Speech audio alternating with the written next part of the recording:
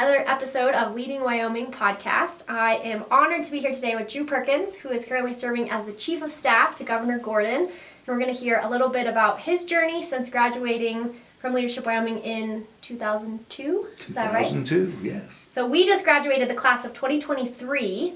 So 20... No, you didn't. It can't be that many years. It can't be 20. Well, we'll check the math, but I think so. Okay. Do you remember anything from your own graduation? You would have been the second year to go through Leadership Wyoming. So what memories come to mind from the program or graduation for you? Well, the program was a lot of fun. I knew a number of people in it, and then, of course, like everybody does, you make a tremendous number of good friends. And a lot of those folks have showed up and been instrumental in my legislative and government service that I've been doing since shortly after I graduated. And so it's been, and some of those folks have just been great friends. And then it's interesting to find all these people who are also Leadership Wyoming graduates. And of course, you always have that nice little rivalry about which class was the best. Sure. I do remember my graduation was at, I don't remember the name of the theater, but it was in an old theater in Sheridan, on Main Street there in Sheridan. That's where we had it.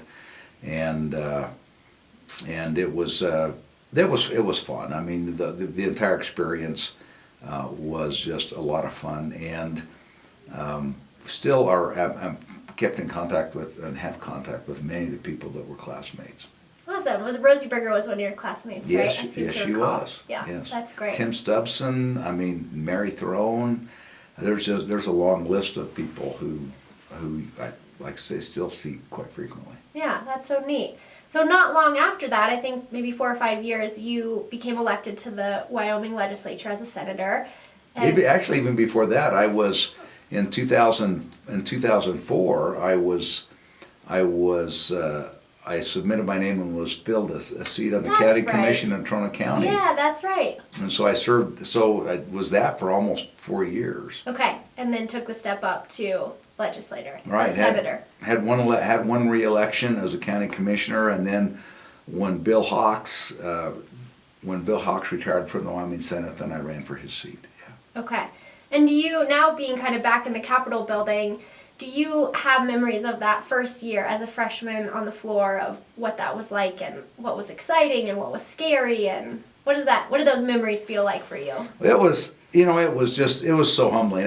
When I come to the Capitol, unlike most people, I feel really close to my mother in the Capitol, and that's because my mother served in the House of Representatives for 16 years, and some of that while I was in law school in Laramie, and so I'd been over here, and that's where I met Governor Sullivan the first time. I met my dear friend Eli Bebout the very first time. I think he was Majority Floor Leader when I first met him. Wow.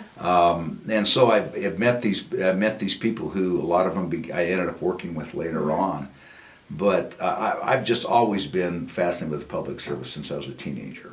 From watching episodes of The West Wing to whatever it was, I've just always been interested. And I scream, and like most people, I think maybe it's unlike most people, I scream at the news on a regular basis in the evenings.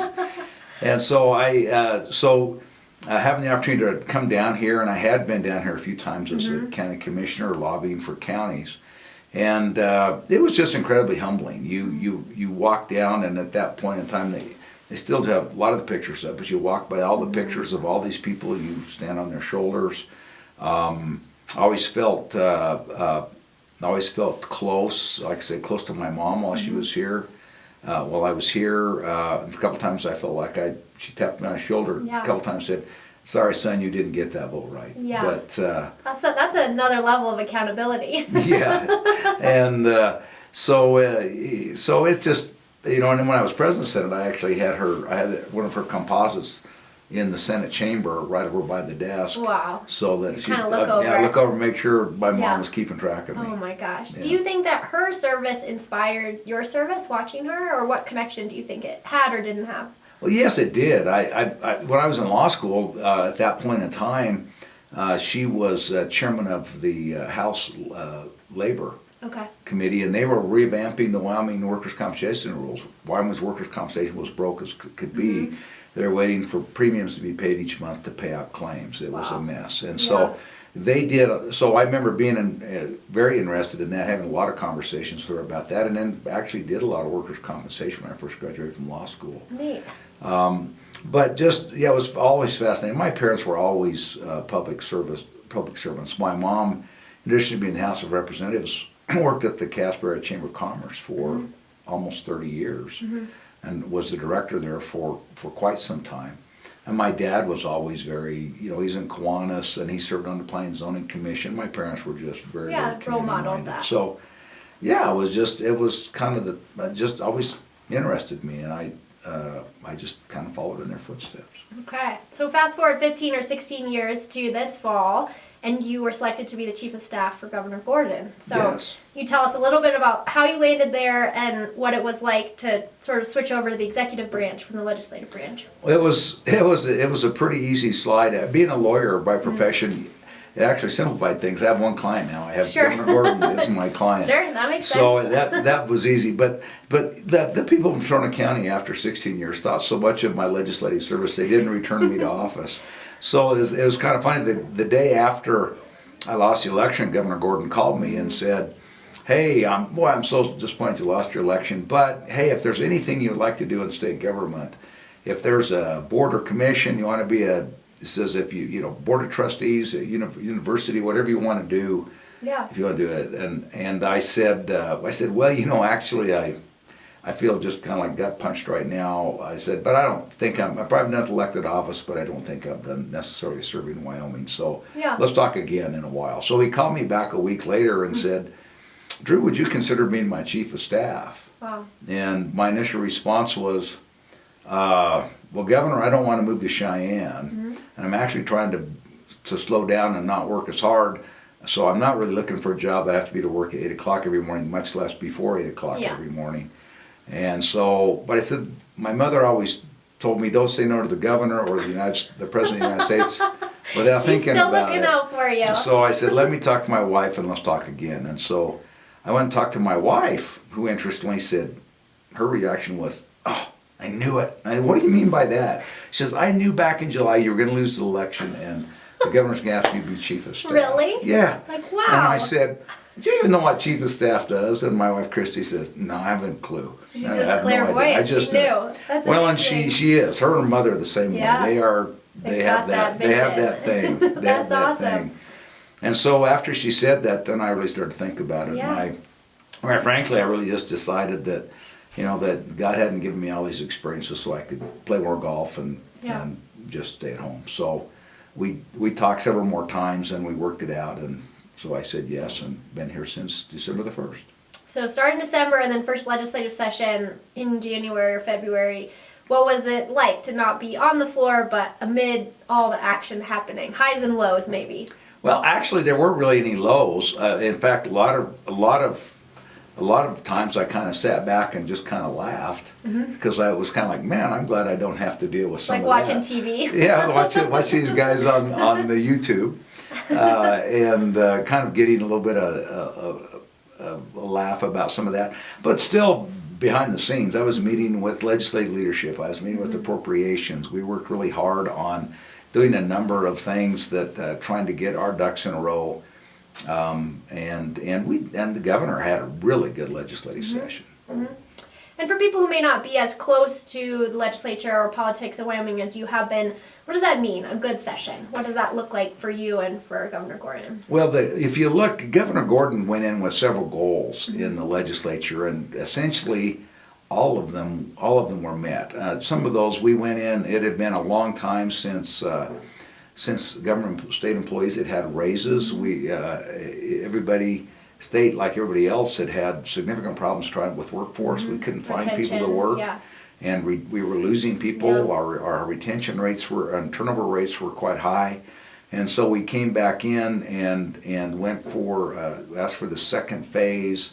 It was a two-phase process. This one phase last year, another phase this year. We went back through, and were able to convince the legislature that was a good thing to do, and so we implemented that. That was a high priority for him. With the governor I think we had looked at the postnatal care for mothers, and we got that extended for up to 1 year. That was a really important to him. We looked at a couple of the pro-life agenda items, pro-life being not just about abortion or being pro-life or pro-choice, but actually, what is it when people get here? How do we help them? So that was part of his agenda, was looking at that. We sort of get support and get that legislation through. We were able to get a compromise. I was able to help forge a compromise between the House and Senate on a really important capital construction bill. Can you give us any behind the scenes of what that looked like this year? I think there was a general sentiment of not a lot of collaboration or consensus building or working between bodies or even within their own body. So what's the behind the scenes look at getting something like that to happen? Well, it takes a lot of just personal interaction, and the governor's office has, one of the great surprises was that I wasn't really acquainted with him, but the governor has this young staff of policy advisors. And, well, to me, everybody's young anymore, but some of them are really quite young, but they are knowledgeable, experienced, enthusiastic, and work really hard. And they just did such great things. And everything that the governor's office accomplished was the result of a lot of teamwork in that effort. But beyond that, it's really, and so I was kind of, what would happen is our policy advisors follow all the legislation. Everybody's assigned a piece of legislation. We follow all of it. And if they needed help, they would come see me. And so, I still have a lot of very good friends and relationships in both houses. And so I would do a lot of running back and forth down between chambers, pulling people out, talking to them, inviting people to come down to my office, inviting people to meet with the governor, to talk about these issues and try and find the common ground and then work out from there, so we could get, was it the things we agree on? What can we accomplish this together? And so it just takes a lot of effort. There ends up in the haste, and legislators haven't even been there. There's just one thing after another. They don't have any staff. They're really kind of on their own. And so if you can help provide some analysis and give them a minute to catch their breath, and help them to talk about what their goals and what their visions are of the state of Wyoming and how this piece of legislation may further that or not further that, I think they appreciate it. And you just always have to be an honest broker of information and policy. And sometimes when House members and Senate members won't talk to you, you have to be the go-between. Yeah, that's outstanding.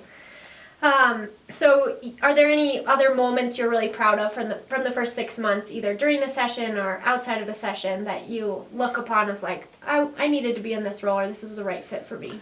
Oh, there's been quite a few. I mean, we've been able to have the governor really, his first 4 years was pretty much, he was a wartime governor with COVID. And so everything they did was responsive and reactive to COVID pretty much. And then after COVID kind of started resolving the state, then it was about how do you move this forward, and we had the large federal legislation that came through that took so much effort on everybody's part to make all that fly and work the way that it needed to. So this is really the first chance he had to stop and say, okay, what is that I want to accomplish here in my second term? And so we've been able to get him to focus. It took some negotiating, but we got the governor to agree to focus, because he wants to do everything. And so we got him to focus on a few things. We're able to get that done. We've been able to, we've launched an initiative on regulation reform that the legislature's taken up. We're in the process of beginning some government reorganization at state level, starting with ETS.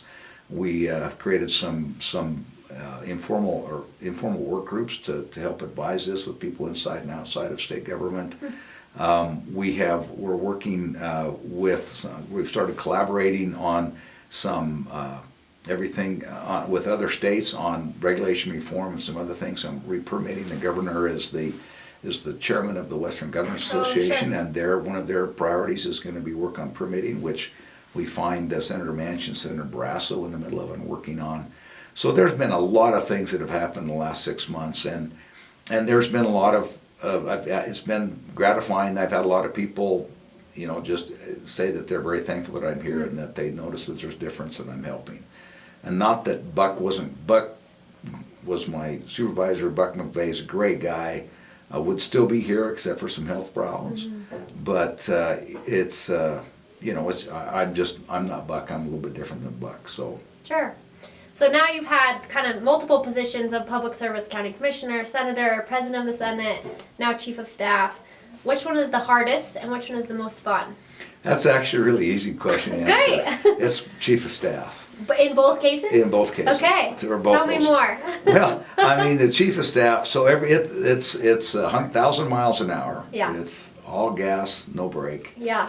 And so it's, it's everything from blizzards to floods to deaths or injuries to first responders on highways to deaths at the state park and then, there's a problem here, there's an embezzlement there, there's another kind of a problem that has arisen that just has to be dealt with right then, all while you're trying to implicate a larger and broader agenda of items that you're working on, and that's just last week. Yeah. So it's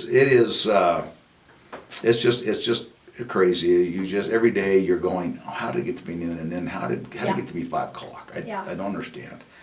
And but it's an opportunity where I get to use.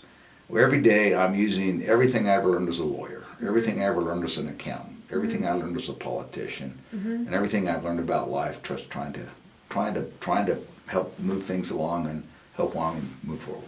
That's so neat. What a neat sort of capstone project to your career to get to put it all together in one place. It was about when I was contemplating on running for re-election. I guess a little bit more than a year ago. I mean, my wife and I had talked about this a lot about what this would look like if I was in the legislature, and we were talking about it. So I had no idea what that would be. I had looked and said, well, I could probably see if I could be a director of some agency, and I looked and there wasn't anything I really thought that I would do. I really thought that I would want to do, and I certainly didn't think I wanted to move to Cheyenne to do it. Yeah. But here I am. Yeah, and going well. One thing we hear a lot from leaders that's really challenging as they rise through the ranks of leadership is how to keep the 30,000-foot strategy view and also be in the weeds of problem solving and putting out fires. And so do you have any words of wisdom or lessons you've learned about how to kind of have that bifocal view of the world around you? I can always keep things pretty simple because I'm not that bright. So it's my rules are pretty simple. It's always more communication, never less. And then no surprises. But if there are, because there will be, it's always notify sooner than later. And so that's one. And then I think just some general principles that I always try to do is I always try and not second guess. I mean, even if it's not the decision I would have made, if somebody was acting in good faith or on their own initiative, you want to empower people to make decisions, support them when they make the decision. And so if it wasn't quite right, it's okay. You want that type of thing to happen.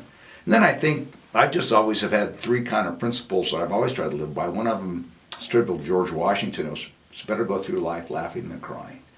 The other one was by a good friend of mine named Dick Wheeler, who used to own Wyoming Machinery Company. And I don't think it was original with him, but he's the one that told it to me first. And that was, it's easier to obtain forgiveness than permission. Yep, sure. And then the last one was a guy that I learned my first day as a roustabout when I got in trouble. His name was Bob Cundy, and he told me, Drew, do something, even if it's wrong. So you just got to keep trying. Yeah. So those are pretty simple, and then I think as a leader, you have to work to catch people doing something right. It's an old Kid and Blanchard philosophy. People. They get chewed on a lot. Every once in a while, you've got to catch people doing something right, so you have an opportunity to congratulate them and pat them on the back. Yeah, oh, that's wonderful. That's fantastic. Maybe kind of last question goes back to kind of what's happening in the legislature right now. There's a lot, and national politics as well. There's this kind of feeling that civility is lost, and we are out of an era of having dialogue and communicating. And so, what's your take on that? Do you think what have you seen in your 16 years around the legislature, 20 plus years around the legislature, and what's your take on that? I think it's a legacy of politics recently, and I think that anymore you find that bipartisanship or compromise are deemed to be dirty words. I don't know, are you married? I don't know if you're married. I'm married too. I don't know how your marriage works. And Lot my of marriage compromise. works is I don't get lot. everything I want, right? In fact, very rarely do I get what I want. And it's a compromise. So I don't know how relationships are supposed to work without that kind of compromise. As a new legislator, I did have a Democratic legislator that was out in Natrona County that we actually split the Senate district. She was in one of the senators that was nested, or one of the representatives nested in my Senate district. And I actually went there every year. We'd try and find something to work on together, something we could agree on and work on together that would help our constituents and help Wyoming. And you don't find that. The few Democrats that serve in the legislature are thoughtful, pretty conservative people, and have lots of good ideas and are really good people. And I think at the end of the day, I think it's really important. We have to remember that we serve all of Wyoming, not just the people that vote for us or think the way that we do, but we serve all the people of Wyoming. And that's not a homogeneous group. We feel differently about energy versus environment. We feel differently about conservation and game and fish as opposed to other things. So it's just there are diverse interests. Wyoming is a diverse state with its people are, while most of us are white, we all don't think the same. We all don't have the same values, and we all consider a lot of different things. And we are becoming more diverse all the time. And those are good things. Great. Well, maybe kind of circling back to Leadership Wyoming, and these graduates who just completed their experience, any advice for people about ways to stay connected or use the Leadership Wyoming experience down the road a little ways? I just remember and reflect on my experience with a lot of appreciation and just so I learned so many things and I made so many people. Networking in Wyoming is different than it is other places because we are such a sparsely populated state.